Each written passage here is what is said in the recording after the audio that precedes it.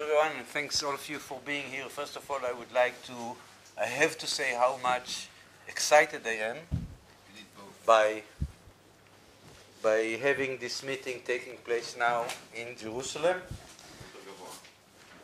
But I think it's good. You hear me there? Yeah. And we have great times in Jerusalem. I will mention this afternoon, I believe. We are going ahead, and as we grow and grow, I feel it very nicely by this illustration. Now I don't belong anymore to the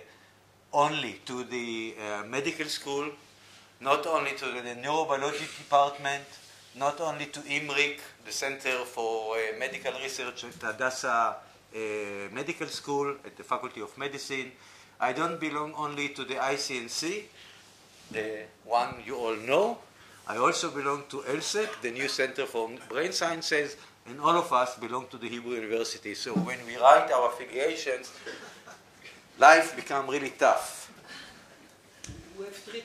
Now, the cover of this slide is is a piece from Michal Rovner's work, and you will see it on the brochures of the new center, ELSEC, as the time goes on. And this is initiative of the people here who got friendly with Michal first, Chaim and Idan, I believe, and joined me to this circle, and we all love it very much, and we hope to have more interactions with the artists during our scientific talks.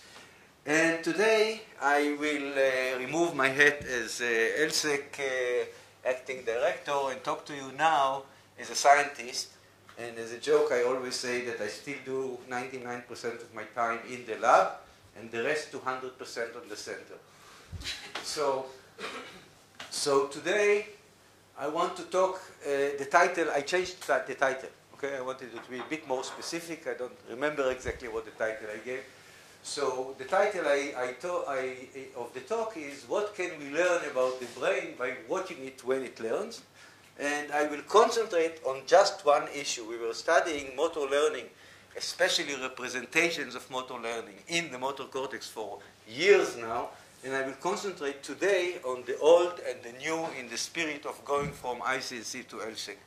The old are studies that started in about the year 2000 with students like Ronnie Paz and others that I will not bother to try to remember 10 years ago. And the new is 2010, and that will take most of the lectures by mutual works of a group of very good students whom I will mention throughout the talk. So the outline of this talk is that we'll talk first about the notion of internal models and why we talk about them, because they are important to try to understand learning and try to understand the brain. And then I will talk about our working hypothesis in the experiments in which I will describe, that are experiments on sensory motor learning in humans and monkeys. And there I will concentrate on two of the studies that we did. One, the visual motor rotation, and the other, the force field adaptation. And if the time allows, maybe we'll go to learning in BMI. I don't promise we can do this in 40 minutes, probably not. So let's start. We are at the introduction. So I believe, like all of you here, I think, that the ingenuity of the brain is its ability to learn, its ability to adapt to every conditions. The other ingenuity here is, or the difficulty for us researchers, is that wherever you go in the brain, you see loops. The brain is not a serial processor that gets some input and sends some outputs, but it's this. It's a machinery that is designed to generate interactions with its outside world, namely also with my kidney. And nevertheless, most of the study that we see in many years until today is, in the best case, talking about the question how stimulus generate responses, but in most cases, how do we see a stimulus? So if you are a vision research person, you are asking, how does the visual cortex represent a bar? you don't think about all this at all. You are dealing with a very small element of the system, and usually, indeed, ignoring the rest. And it's not a surprise that when, and I think this is the wrong approach, and it's not a surprise that when I come to listen to many talks in a meeting about vision or other sensations, I hear a lot about representations, but I ask them if they know the notion of internal models, and most people would say, what are you talking about, more or less? So I think the important thing, the important message of today that I want to convey is that we work in loops, and this loops is, maybe the simplest presentation is in this notion of the internal model, in which I changed many of the words used by motor control people. So motor control people took this very seriously, but I changed most of the word to make it a little bit less motor. So I look at our brain as something that has goals in it. The goals are generated by past history, generated by a stimulus that I present, generated by anything you want. So I avoided the inputs here to remove over specification. And these goals are transmitted to some controller that should make plans for what do I need to do to achieve these goals. And in our case for today, it will be actions. And these actions change the state of my body and its relation to the outside world. It can change also other things. It can change the visual inputs that I see, because if I move my hand and I move a cursor on a screen, the cursor will move and my visual input changes. So this is changing the state, and this state is fed by sensory systems back into the internal models. And here, specifically, I claim that this state is fed by the sensory system into a predictor. And since there is a delay, the state that is reported to the predictor is always at time t minus 1. It's always reporting to you about the past. Now, at the same time, the predictor gets as an input the output of the controller, which we usually call efference copy or Corollary discharge. And this is the information about what is the next action, namely what will be the action at time t. So this is the output of the controller, and the predictor role is to ask, will the next state, y, time t, will the next state, time t, will match my goal? How well it matches my goal. And if you talk to Hagai or to Reza, I will say, did it give me a reward or not? And then I will use reinforcement learning. And if you ask me, even before this, I'll say, okay, I just want to bring a cursor to a target. Did it bring me to the target? So that will be the comparison here. It's this question mark. So we have a plan. I claim that we have a claim. We have sensory feedback, which reports the state at t minus 1, and we have a prediction for the state at time t. Lecture, my lecture. Too late, too late. It will continue, I think. Okay.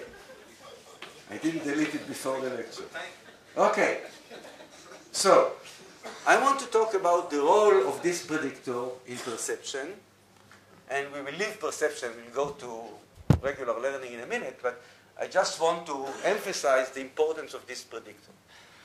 I believe in this audience, there are very few who do not agree that it's a good, optimal way to have predictions about the outcomes of your movements.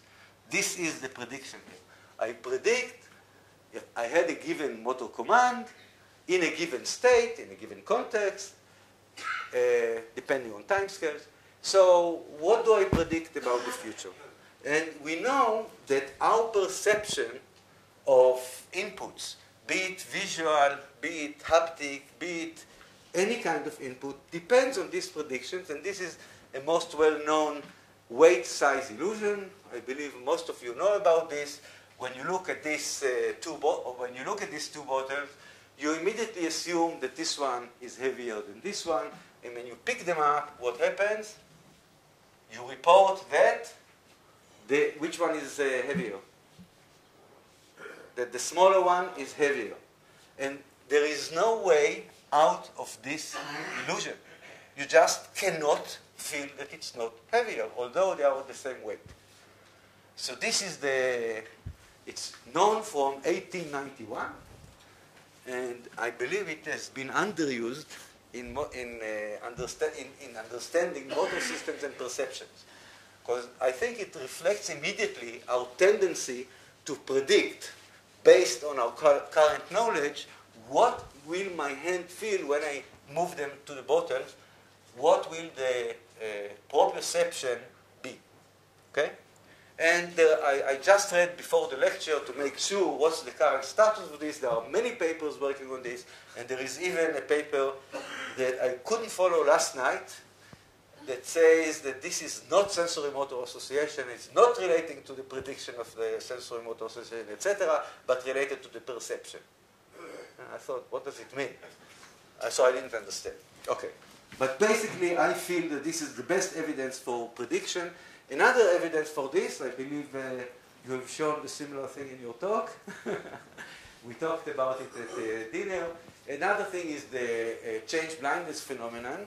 And here I want to stress the issue of predictions, not only of filtering what do I need in the visual cortex, but also knowing in advance what do I want to do. So if I make eye movements during my life, I make them to select the relevant features, but if I know what to do in advance, if I can predict in advance what will be the result of the eye movements in terms of sensory inputs, this helps me a lot to perceive the important features in the picture. And here you know that that really depends on paying, shifting your attention to the correct place in the whole scenery, and you usually in change blindness don't see the difference between two pictures, and once you know where it is, you cannot not see it. Okay? So some of you didn't see yet the difference? Only one did not see? Okay, so more, okay. So the difference, once I tell you, it's not possible not to see it. Try to move your gaze somewhere else, you'll still see it. Okay? It's not just that you look.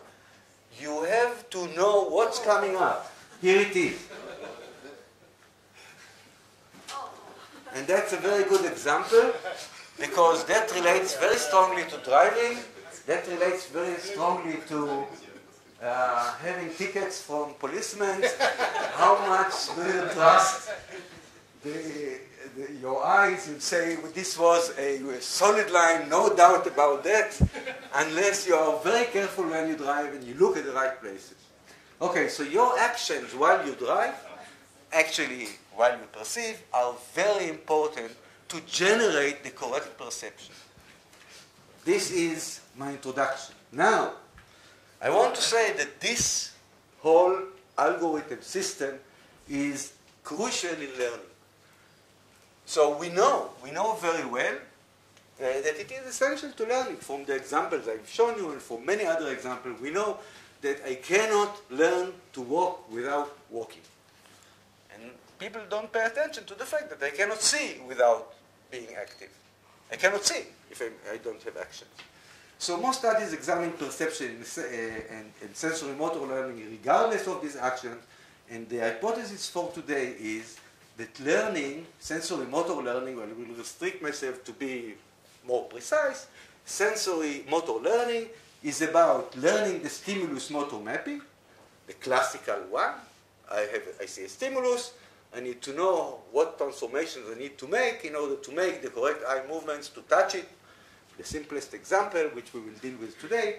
And second, learning requires learning to predict the sensory consequences of these actions.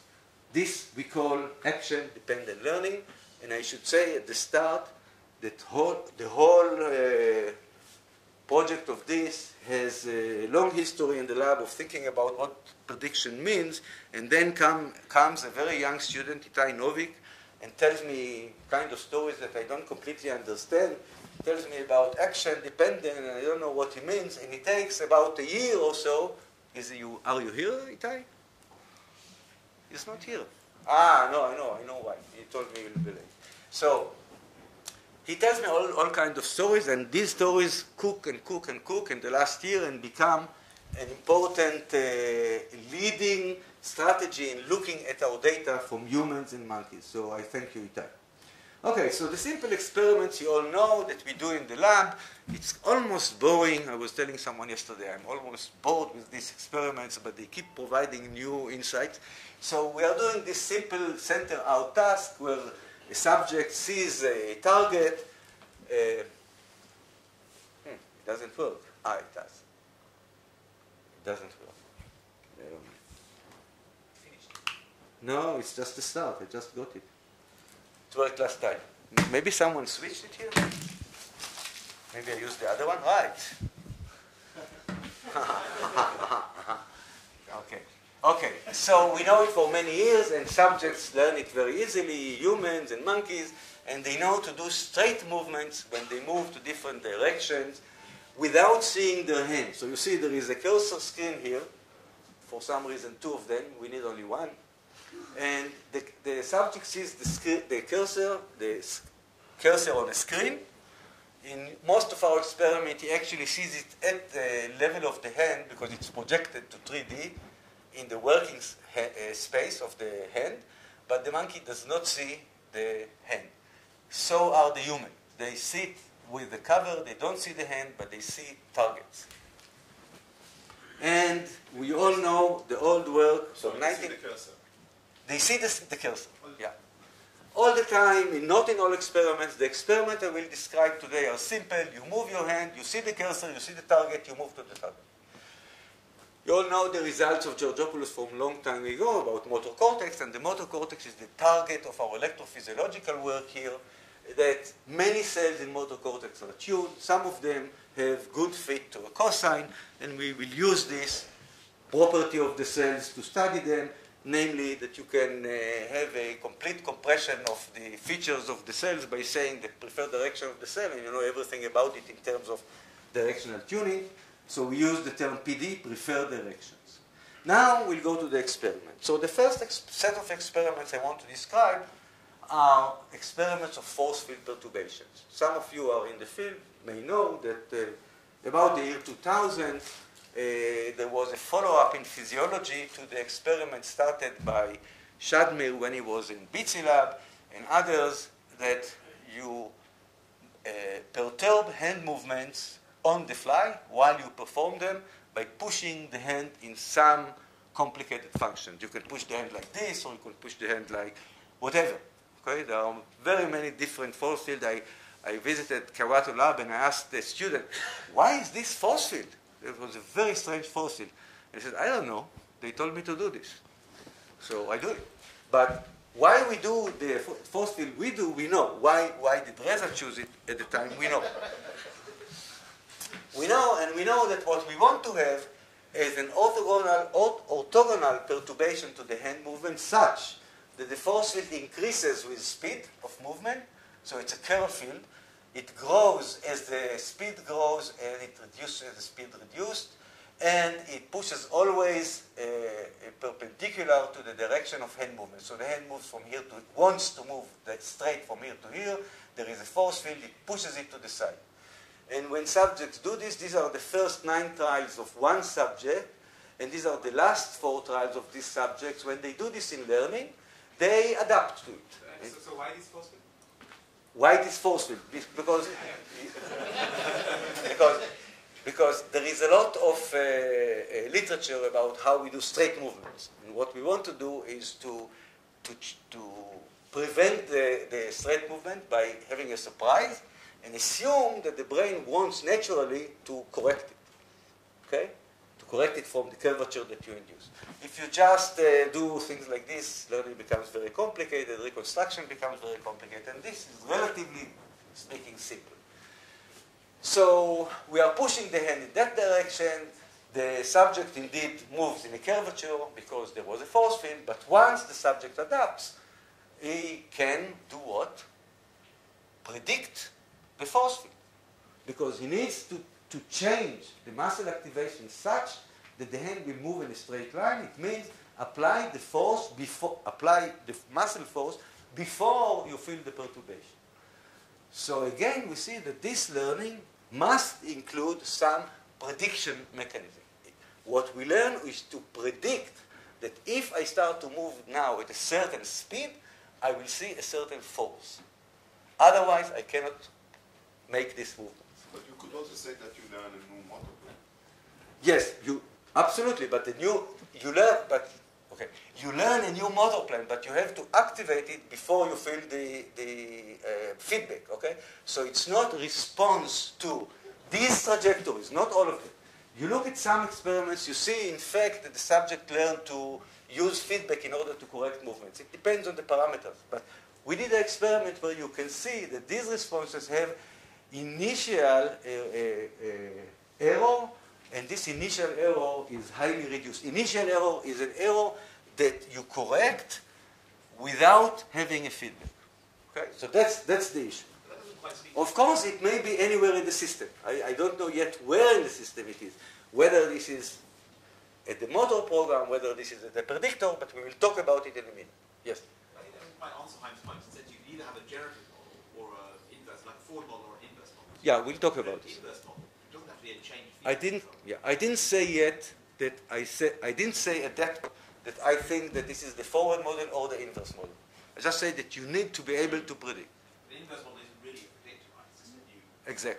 Exactly. But we'll have more evidence. This is where we are going. Okay, you are asking questions in the direction of this lecture.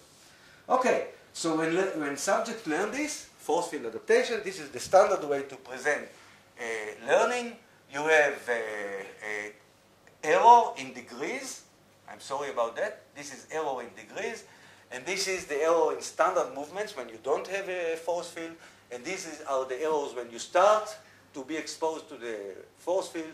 And they go down almost, but not completely, almost to the level of before learning, almost straight movements in about, I would say even here it's a plateau, so in about 20 trials, but in 60 trials you become even better, and in 200 trials you're very good, and this is late here is 200 trials.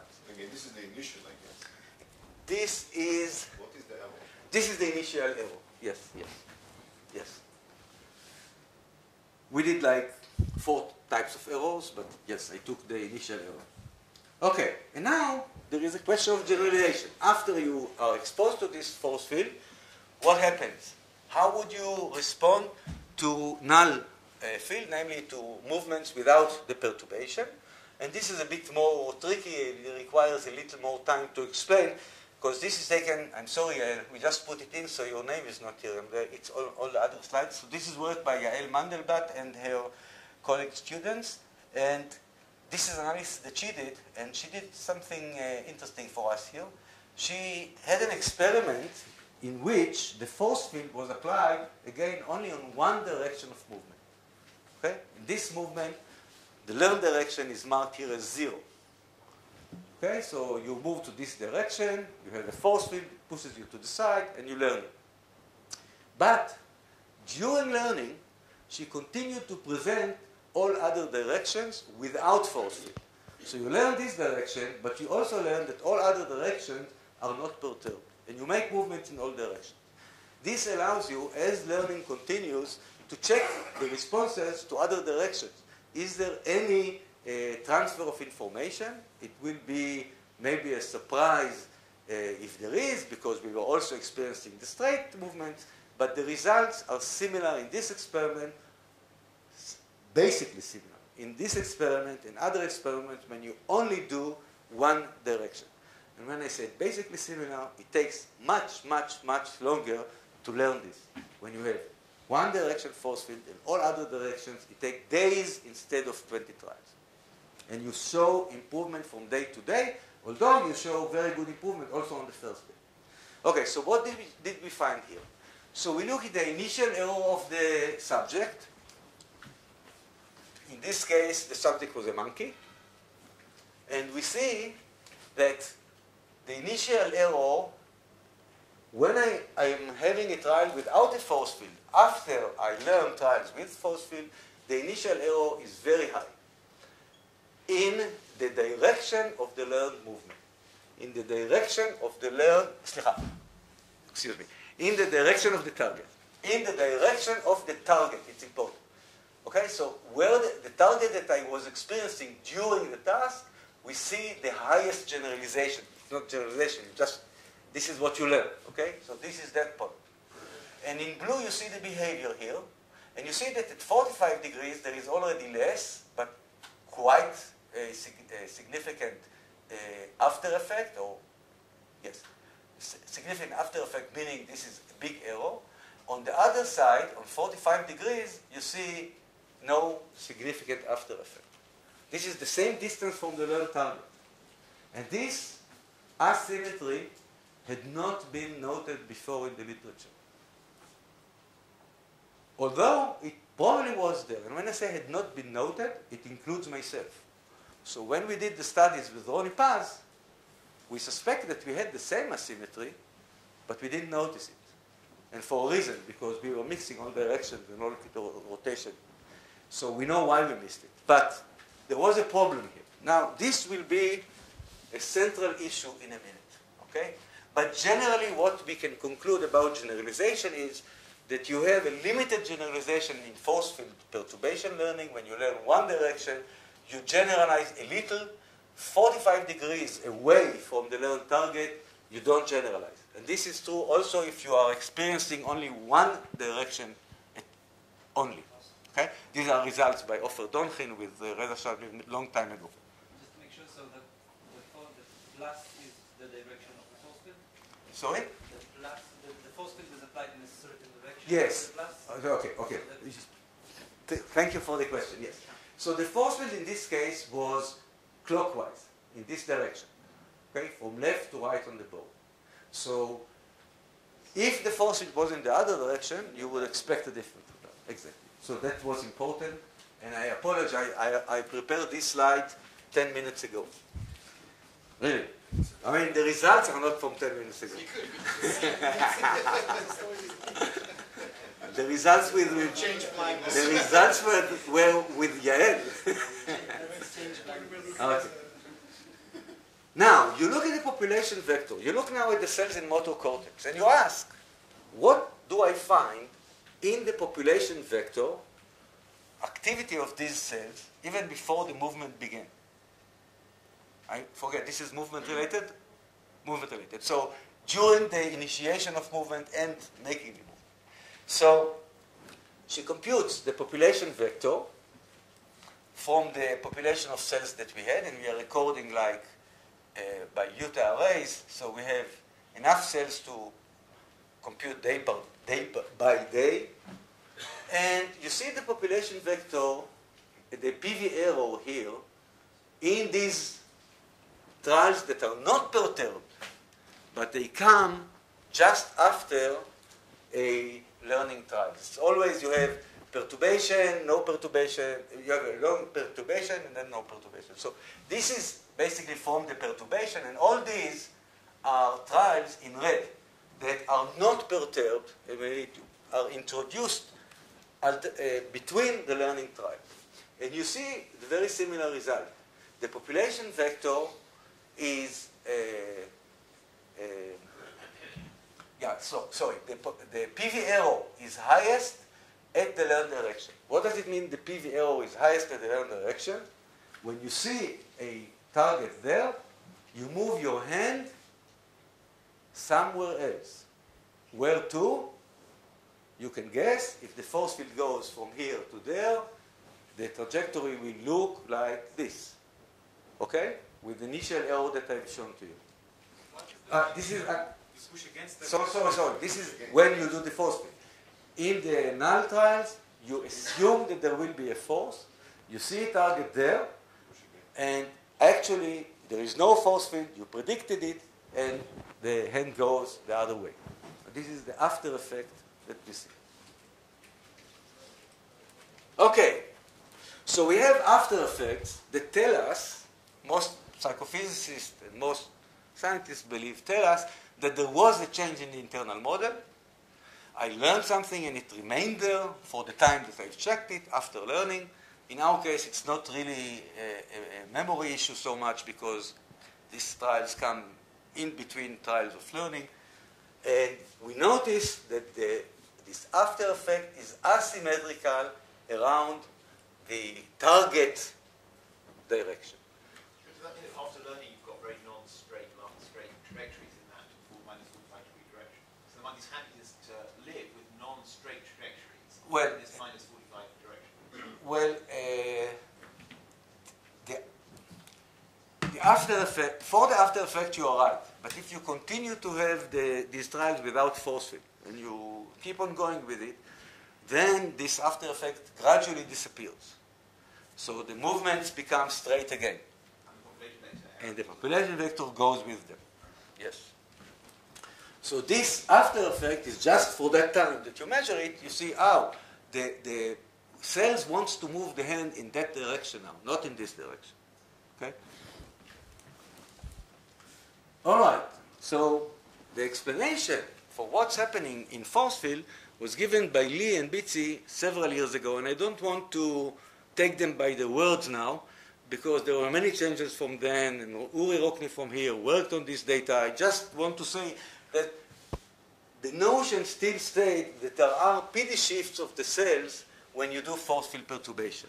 And this is comparing force field to comparing the preferred directions of cells under force field to the preferred directions of the cells before exposing to the force field, namely in standard trials.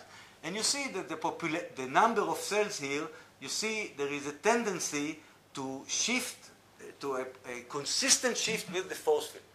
And the shift is with the force field, okay? The force field is pushing you there. The preferred directions of the cells are reported to be shifted like that.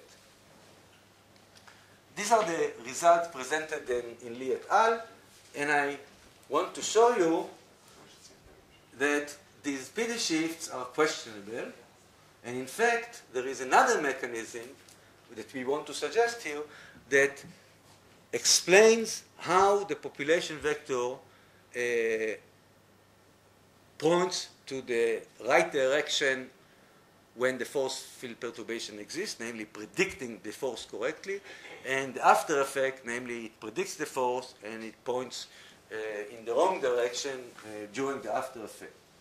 So this is what happens during learning. What we find is was interesting for us. This is a study by Fritz Arce, together with Yael Mandelblatt, together with Itai Novik. These are the three people who did most of the experiments I will describe here. So they found also that if you look at the modulation of cells, namely, did they increase their firing rate relative to the standard, or did they decrease, or did they change at all? And they saw a PD-dependent modulation of firing rates of the cells during learning of force field. So the cells that had PD at minus 90 degrees relative to the target, namely, the force field is again going from left to right. I keep this notation here, okay? The force field goes from here to here, pushes the hand to the right. So cells that had PD to the left increase their firing rate. Cells that had their PD more to the right decrease their firing rate. I use left and right on the screen. Of course, it's in all directions depending to relative to the learned movement. Okay, so this is it's nicely fitting a cosine kind of function, saying that during force field, a lot of cells in M1, basically the majority of the population, is modulated. And this modulation is a gain modulation of the activity of the appropriate cells. And the appropriate cell for curl field, which pushes your hand to the right, is to do just that. You push against the force field harder, you increase the firing rate of the cells that have PD that goes counter to the force field. And you are getting help from the cells that go with the force field because they decrease their firing rate and therefore they do not push with the force field. And altogether, it's probably the most efficient way to cope with the force field by the neural system. And indeed, when you do the population vector, you find that your hand has to move in this direction. Your hand has to move in this direction. The goal or the motor command, we call the PV now motor command, the population vector. the motor commands goes in this direction. This is the population vector. This is the distribution of the different cells that we recorded when we computed this. And you see that the brain wants to push the hand counter to the force. The hand ends up somewhere else, in this case here, with a small arrow. It should end up in the target. Usually at the end of learning it does end up very nicely in the target, sometimes with some, of course, noise in it. But this is a good evidence to show that we can simply have modulation of firing rates of the appropriate cells, and we just don't need to change the PD of any of those. Okay? This corresponds to muscle activation? Like if you look at the muscle torque, Yes. So we did muscles. It's a bit complicated, but basically I think yes. But it's not completely simple because you see you would need to see activation and deactivation of muscles due to this, and we don't have enough recordings from this EMG recordings during recording. Okay? But the patterns is yes, you see a stronger activation of muscles that would push the hand in that direction. Yes. The end result of this. Hello? So what's the difference between these results and these results seem very different from the BT and the Rockney results. So is it a difference? I'm not sure it's so different from Rockney because he did only part of the analysis and he showed that a lot of what seems to be PD shifts is a random fluctuation and not related to learning. So there is an issue to solve there, and this is to look differently at their data and see. You see, there is no difference. Maybe I will explain it in a second. There is no real difference because I will solve your question in a bit. It depends on how you compute the preferred direction. And I will come to this in a minute. So it's not that Bitsy was wrong in calculating the PD shifts. He was not wrong about it. The question is how you calculate. And I will show this in a second.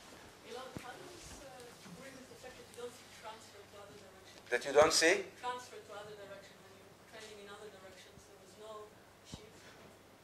But you're showing... I am coming to this issue. So what we show here is that generalization was around the stimulus, right? And what actually happened is that you are changing activity not around the stimulus so much, right? But you are changing the activity more towards another direction. But you did not experience the force field here and here and here and here and here and here. Okay? So since you did not experience it, it's not a surprise that you don't generalize it.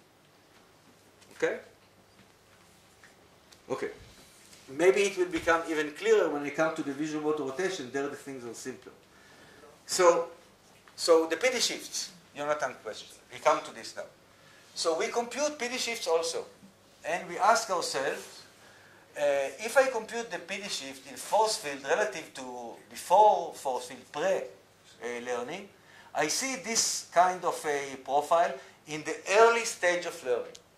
In the very early stage of learning, and I remind you, this is from Yael Mandelblatt, meaning this is the slow learning paradigm.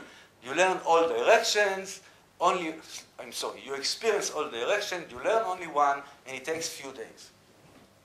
In the early day, like first and second day, we see this kind of a profile.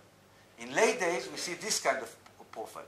Ignore now the blue ones, we'll talk about the red ones. Are these neurons? What is the... Yes. So we look at the PD shifts of the neurons in the motor cortex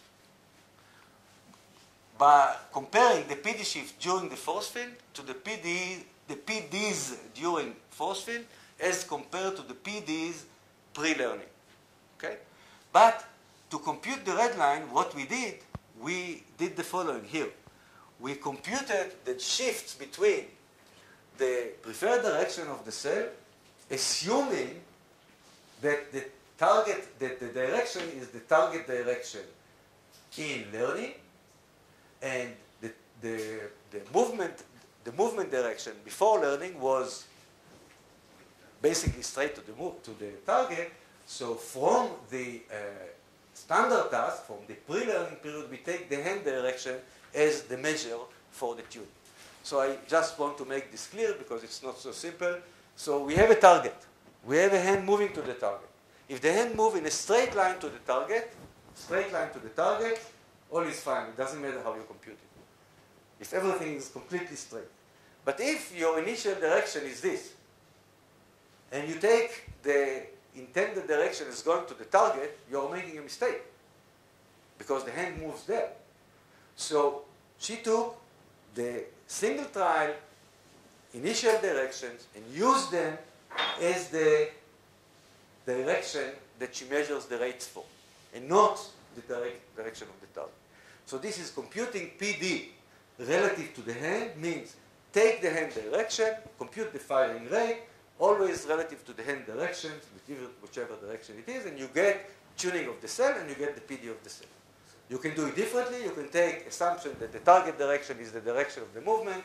You always take the target direction, you compute the firing rates, and you get another tuning of the cell. The direction of the hand means the initial? Yes. In all cases, it's the initial direction. I hope I'm right. Yes. Yeah. We always use some method, but here, for this purpose, I don't want the feedback to interfere. So we take the initial direction. And the firing rate is taken from a bit before movement into the movement. Into the movement before feedback? Yes. I'm asking because there are data for this side. So it's up to 300 milliseconds after movement onset. And feedback only kicks in later? It starts to come at 250. A little bit of cheating maybe. Okay. Time? 5, 4, 4, 3. Okay. Well, we'll do it. We'll do it. I have to speed up a little bit. But this is a crucial point. Okay. So you do this. And now, if you do this and you compute the right way is to compute the PD shift as in the black line that you don't see it. The PD shift is computed when you take the preferred direction during learning from the hand direction, and you take the preferred direction from the standard task with the hand direction, and you compare them. That's what you have to do, right? And that's it, because you are comparing two things that are apples. You don't compare targets to hands, you compare hand to hand. And when you do this thing, you see that? And these are the PD shifts, post minus pre. This was taken here post minus pre for some reason. The reason is that we don't know exactly the direction in the learning itself, but we will solve this. We are solving this now. So we have no PD shifts. No PD shifts. So in fact, the whole PD shifts that you see here can be explained by what I just explained to you.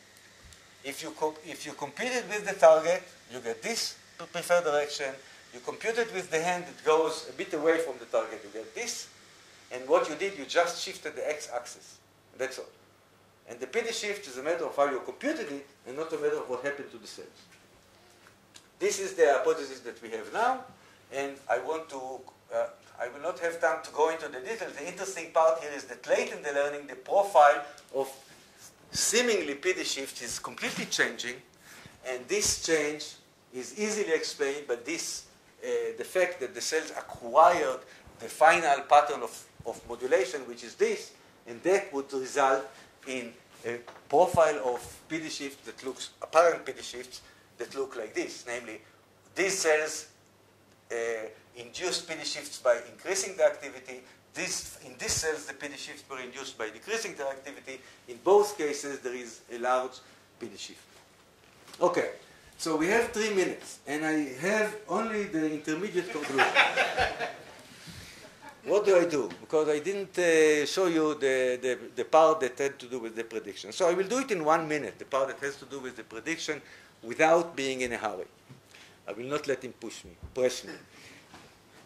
So conclusions from this, till now. The population vector points to a new direction after learning. From the beginning of the movement, okay? The initial direction of the movement. This is something that must use prediction because I do not have feedback yet. I need to use the past in order to plan my movement. There are no PD shifts probably. We cannot completely rule out some other tricks, but we think that there are no PD shifts. Now, since we have a new prediction, we have a new intention, we have a new motor command, and the changes could be indeed anywhere by this analysis that we did here, the activity in the motor cortex represents at all times the intended arm movement. What I intend to do. Not necessarily where my arms go to if someone pushes it, but it reflects the intended arm movement, and learning induces PD-dependent gain adjustments of the cells. You get increase in firing rates near your preferred directions, if your preferred direction is in the right place. How does this happen? Of course, we do not know. You could think that it comes from somewhere else. You could think it comes from other cells. We don't record in motor cortex, or maybe in other cortical areas, but these are the intermediate conclusions we can have. Now, I don't have time to talk about visual motor rotation. I hope that some of you at least know what it is, because there is a nice point there. You remember that we had generalization that was not symmetrical around the learned target in the force field. In the visual motor rotation, when we computed it, by we, I mean Ronnie Paz and myself, in the visual motor rotation, when we computed it, we also saw generalization around the learned target direction, not around the hand movement. This was the generalization pattern. And we asked ourselves, we were quite disturbed by the fact that when we looked at single cells, we saw a change in the tuning of the cell without shifts of the preferred direction at all. But we saw this change. This is before learning, one cell, before learning, after learning. But this was in the direction of the hand movement, not in the direction of the target. So why did the cells in M1 change in the direction of the hand movement, and the generalization was still in the direction of the stimulus? So now we have an explanation, we think, that motor cortex is not dealing with the generalization around the stimulus, but motor cortex deals with the generalization around the movement. So if you take the hand direction that was used during movement and you ask yourself, does it have an effect on the learning at all? Then you will have the answer. And you ask, and then we define two mechanisms of learning, or two processes of learning, not one. Since the behavior is around, the behavior, it looks like it's around the learned target, as I just showed you in visual motor rotation. And for neurons, it always looks like around the learned movement. The same in the force field. The generalization pattern was around the learned target. But the activity was changing around the learned movement, increasing around the learned movement. What's going on here? So the answer is that what I need to do is to define two processes of learning. And this is an experiment done by Itai Novik. This is the experiment. I will not discuss the experiment too much, because I think I gave you enough data to understand the bottom line. And the bottom line is this, that when you look at the generalization curves for visual motor rotation and for force field adaptation, this is what you should get. Not a symmetrical generalization around zero, but you should get a non-symmetrical generalization curve. The learned target is this.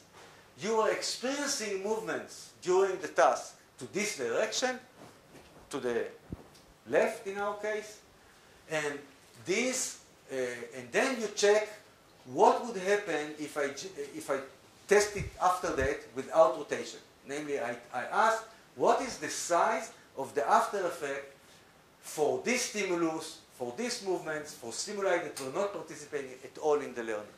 So there is no after effect for those that did not participate. This stimulus was never presented, this one here, plus 45. It is 45 away from the learned stimulus, and there is no generalization. This stimulus was never presented. It is 45 away from the learned target, but there is generalization. Okay? So this asymmetry gives us two components of learning. This one is the action-dependent difference between the full after effect and the after effect that we expect from action-dependent learning. Clear? Now I'll show you the real result. And that will end the lecture, I believe. Unless you give me much more time. Can you give me another lecture? Okay. Here are the real results. So a subject experienced movements in visual motor rotations only in this direction. Because the rotation was this. This was the learned stimulus. Rotation was 45 degrees, always 45 degrees. And then we tested the subject while he was learning this target. He was already knowing this target very well. After 100 trials of learning, we started to introduce these two stimuli at random, pseudo-random way.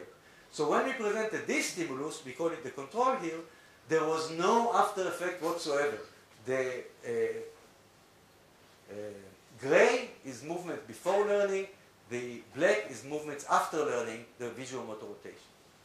If we look at the other side, presented the test stimuli that also were never presented with subject, but the subjects experienced these movements during learning, and we see before learning he had straight trajectories, after learning this stimulus, and this response, the movements were like this. You see again that from the beginning the intended movement direction is suffering the after effect.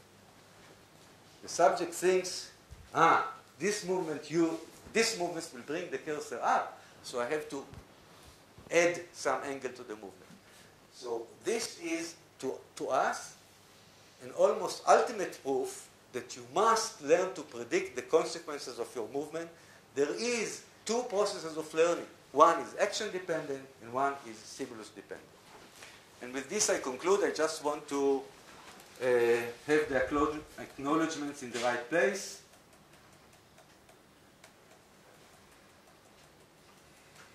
This is a nice trick to show you all the rest of the lecture. Okay, so I would like to thank Itai Novik, who gave me the idea of this experiment that I described in the asymmetric generalization, Yael Mandelblatt, who found the asymmetric generalization in force field task, Fritzi Arce, who worked also on the force field task, and I didn't talk about the work of Chagai and Lavi, but you know, Chagai talked about it in the last Gatsby meeting, most of it. Those are the other people in the lab, and I will never forget the big help I get from Chagai Bergman in the last 35 years. Thank you very much. And Tzvi Israel is the surgeon who came and helped us with the implantation of the array.